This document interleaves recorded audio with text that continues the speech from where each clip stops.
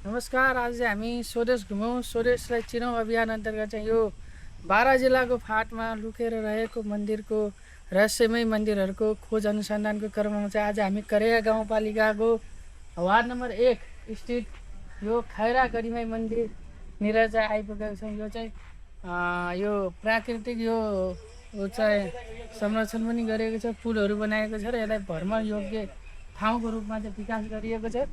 र हामी सबभन्दा पहिला त यहाँ पिपलको बोट हेर्न सक्छौँ। यो साह्रै नै पुरानो पिपलको बोट हो। यो लगभग 100-200 वर्षभन्दा कम पुरानो चाहिँ होइन होला पक्कै पनि।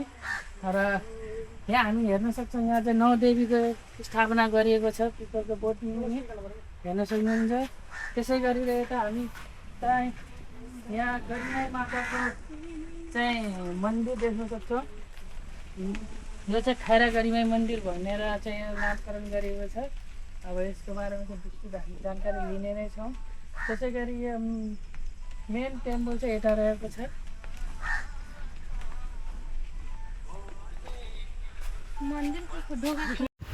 अब चाहिँ हामी मेन मन्दिरतर्फ लम्किसक्यौँ। हात जोड्दै बिन्ती गर्दै भगवान्सँग प्रार्थना गर्दै यहाँ चाहिँ मेन मन्दिर चाहिँ यहाँ छ खैरा गरिमाई मन्दिर।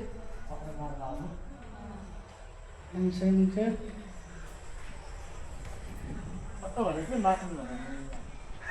यसै गरी चाहिँ अब हामी चाहिँ यहाँ परिक्रमा गर्नेछौँ। पहिला प्रार्थना गर्नेछौँ। यहाँ चाहिँ मागेको सबै कुरा पुरा हुन्छ भन्छन्।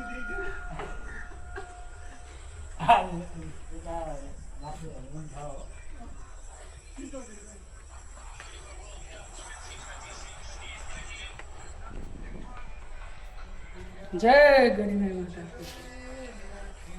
अब यसै गरी चाहिँ अब हामी अगाडिको दृश्यहरू चाहिँ तपाईँहरूलाई देख्न सक्छौँ। पुरा खासै यता पारिपट्टि चाहिँ पसा खोला रहेको छ।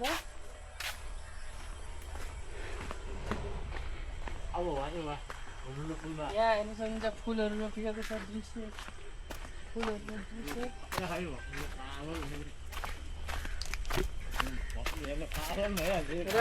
यहाँ अर्को घुम्ने लायकको र फोटो खिच्ने लायकको ठाउँ चाहिँ हाम्रो यो झुलुङ्गे गुड रहेको छ।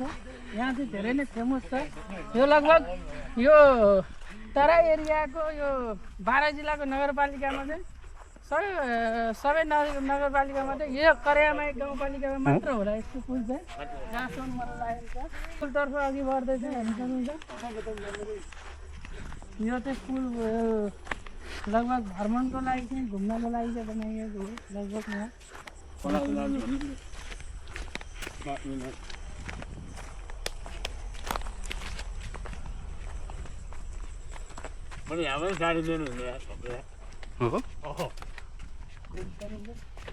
साह्रै राम्रो पुल छ। यहाँले चाहिँ फोटो खिच्न लायकको ठाउँ छ।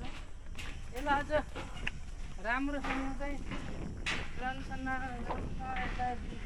स्थापना गर्न सकिए चाहिँ यो एकदम पर्यटकीय स्थल बन्न सक्छ। बारा जिल्लामा चाहिँ हेर्न सक्नुहुन्छ यहाँ नदी बगिरहेको छ।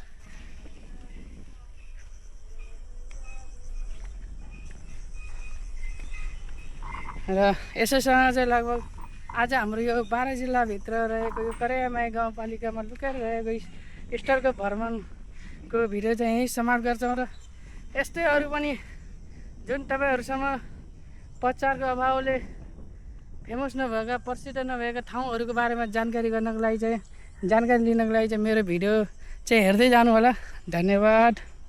सब्सक्राइब गर्न नबिर्सिनु होला। By by.